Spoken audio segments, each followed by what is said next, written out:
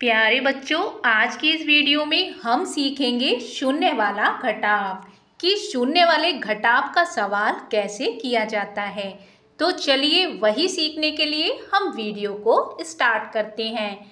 जैसा कि आपको स्क्रीन पर दिखाई दे रहा होगा घटाव का सवाल, हमें इसको सॉल्व करना है। तो चलिए कैसे सॉल्व करना है यही मैं आपको बताती हूँ। इस सवाल को मैं आपको दो तरीके से कर दिखाऊंगी। जो तरीका आपको सही लगे आप उसी तरीके से इन सवालों को सॉल्व करना। तो देखिए पीछे क्या लिखा हुआ है, ऊपर लिखा हुआ है 6। अब देखिए ऊपर है छोटा नंबर और नीचे है बड़ा नंबर। अब छोटे नंबर में से तो बड़ा नंबर माइनस नहीं होगा, तो फिर देखिए क्या करेंगे, जो ऊपर नंबर लिखा हुआ है उसको हम बड़ा करेंगे।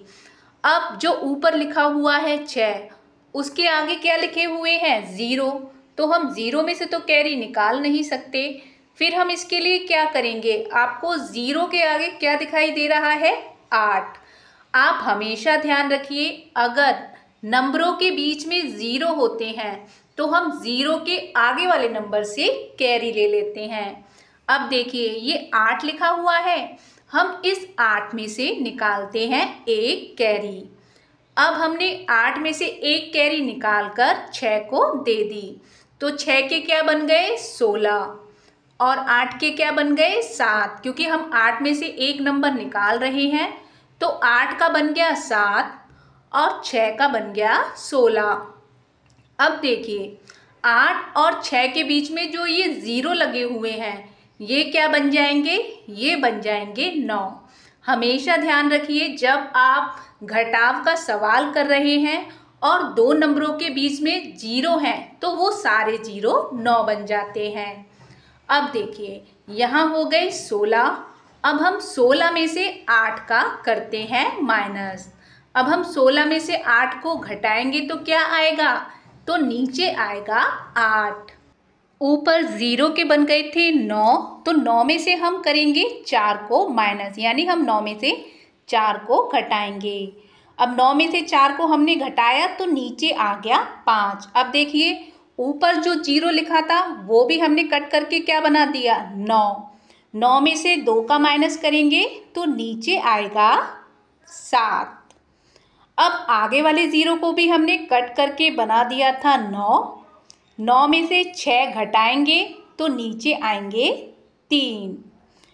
अब देखिए ऊपर क्या लिखा हुआ था 8। 8 में से हमने एक कैरी लिया था तो 8 को हमने कट करके लिख दिया था 7। अब 7 में से 5 माइनस करेंगे तो नीचे आएंगे 2। ऊपर लिखे हुए हैं 7, 7 में से 3 का माइनस करेंगे तो नीचे आएगा 4। चलिए मैं आपको ये भी सिखा देती हूँ कि आप कैसे चेक करेंगे कि आपका आंसर सही है या गलत। तो उसके लिए आपको क्या करना होगा, जो ये दूसरी लाइन में नंबर लिखा हुआ है 3,56,248, इसको सबसे पहले लिखना होगा। अब इसको लिखने के बाद में जो ये आपका आंसर आया है 4,23,758, इसको हम इसके नीचे उतार लेते हैं। अब हम लगाते हैं प्लस का निशान, यानी आपको इन दोनों नंबरों को जोड़ना है। अब देखिए हमने इन दोनों नंबरों को प्लस कर लिया।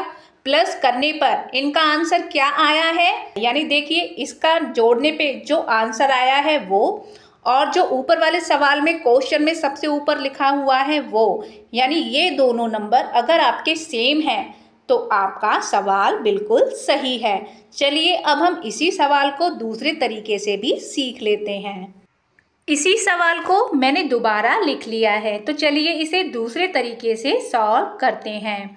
ऊपर लिखा हुआ है 6 और नीचे लिखा हुआ है 8, यानी छोटे नंबर में से तो बड़ा नंबर जाएगा नहीं। इसके लिए हम क्या करेंगे, जो ये ऊपर छोटा नंबर लिखा है इसको बड़ा करेंगे। अब देखिए ये जो 6 लिखा है इसके आगे लिखे हुए हैं 0। सबसे पहले हम इन 0 को बनाएंगे नंबर में। तो हम देखिए कैसे नंबर में बनाते हैं, इन 0 के आगे क्या लिखा हुआ है 8। अब हम इस 8 में से निकालेंगे एक हासिल। 8 में से एक हासिल निकालकर हमने 0 में लगा दिया तो 0 का बन गया 10, और जो ये नीचे 0 है ना इसको हमने कट कर दिया है क्योंकि हमने इसे 10 बना दिया है। अब हमने जब 8 में से 1 हासिल निकाला तो 8 की जगह रह गए 7। 8 को भी मैंने कट कर दिया है क्योंकि हमने 8 को बना दिया है अब 7। अब हम क्या करेंगे, जो ये 10 के पीछे लिखा हुआ है 0, इसको भी नंबर में बदलते हैं। अब इस 10 में से निकालकर 1 हासिल हम इस 0 को दे देते हैं। अब हमने 1 हासिल निकालकर इस 0 को दे दिया तो ये 0 बन गया 10, और जिसमें से हमने 1 हासिल निकाला यानी 10 में से हमने 1 हासिल निकाला तो वो बन गया 9। अब हमने इस 10 में से 1 हासिल लेकर इस 0 में लगा दिया, यानी आपने इस 10 में से 1 कैरी लेकर इस 0 में लगा दिया तो ये 0 बन गया 10, और जिसमें से हमने 1 हासिल निकाला वहाँ रह गया 9, यानी इस 10 को हम काट कर क्या लिख देंगे अब 9। अब देखिए जो ये 6 के पीछे 0 लिखा है ये बन गया है 10। अब हम इस 10 में से 1 कैरी निकालकर 6 को दे देते हैं। हमने 10 में से 1 कैरी निकालकर 6 को दे दी तो 6 के बन गए 16, और 10 को हमने काट कर बना दिया 9, क्योंकि हमने 10 में से 1 कैरी निकाली है तो यहाँ 1 नंबर कम हो गया।